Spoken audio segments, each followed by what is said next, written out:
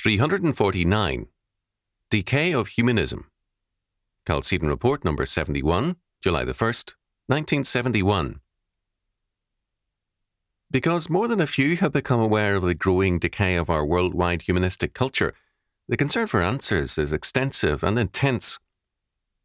Some of the most anti-Christian leaders have expressed strongly religious hopes and answers.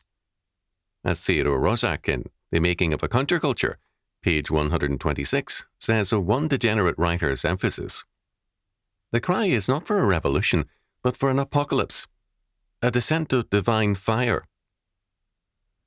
The humanists need miracles and demand them. They want a radical change in everything except themselves." Even here, however, some humanists see the problem also.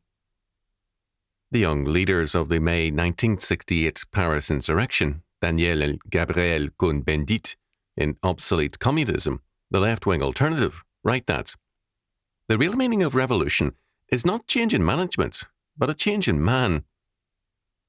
True enough, but who shall bring about that change in man? God is rejected, so this leaves man in control. Experiments using man as a test animal are already in progress. Is this what the Cohn-Bendits want? If man is to change man, some kind of coercion and inhumanity becomes inescapable. Man, as he is, becomes then only a raw material, a resource for the future, and is thus expendable.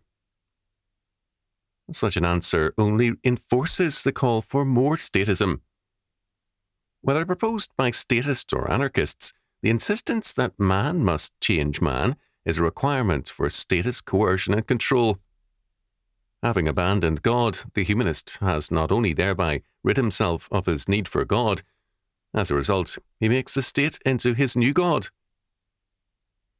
The state is a Moloch, demanding the sacrifice of youth in every age, demanding that the priorities of the state become sacrosanct in the eyes of its citizens. The humanists may rail against the establishment, but their only alternative is to become themselves the establishment.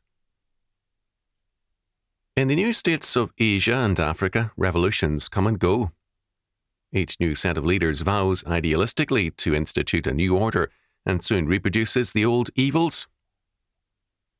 Nat Hentoff, who earlier wrote an idealizing campaign book about New York's Mayor John V. Lindsay, now finds Lindsay practicing all the tricks of the power brokers whom he once fought against.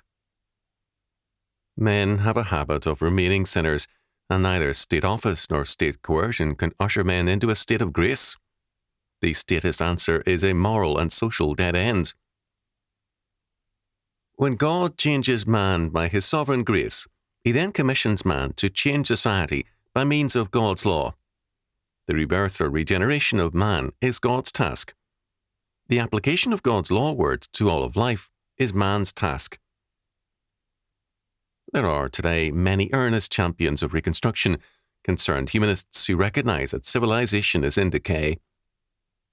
Because their answers are humanistic and or statist, they inescapably fail, because they simply reproduce the existing evils. The answer is well stated in the title of T. Robert Ingram's excellent study, The World Under God's Law. The financing of godly reconstruction is by means of the tithe. See report number 43. Social financing is an inescapable necessity. It will not do to rail against the state, welfarism, public schools, and other forms of socialism if we do not have a legitimate alternative. In every era in Western civilization when tithing declined, social financing was instituted by coercive and statist means. During much of the medieval era, health, education, and much more were all financed by means of the tithe. Later, under Puritanism, all these things and newer institutions, such as workhouses for job training, were products of the tithe.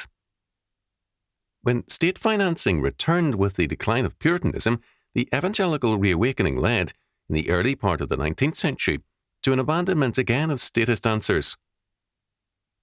W.K. Jordan in Philanthropy in England, 1480 to 1660, 1959, has given us an account of the English scene in that era. In the United States in the first half of the 19th century, voluntary societies, Products of tithe funds were formed to deal with every kind of social problem, provide Christian schools for immigrants, care for orphans, seamen, servants, and others, and to work to further the moral government of God in every sphere. Whatever its faults, America then was a very free society, and its people were truly upper and middle class because of their emphasis on certain principles. First, they were future-oriented as Christians who saw history in terms of God and a glorious and manifest destiny in terms of Him. Second, this purpose was to be unfolded by means of the voluntary principle, and those who believed in that future gave their money and their efforts to furthering it. Social financing cannot be avoided. The state is ready to assume it as a means of power, as is the church. The tithe places the power and decision in the hands of the believer. State financing cannot be, quote, abolished, end quote, unless it is replaced.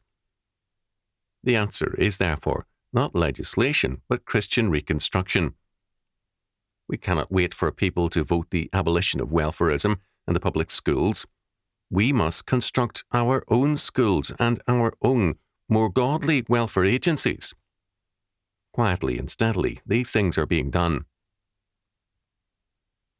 Many of the older agencies, schools and colleges, have been captured by the humanists and statists.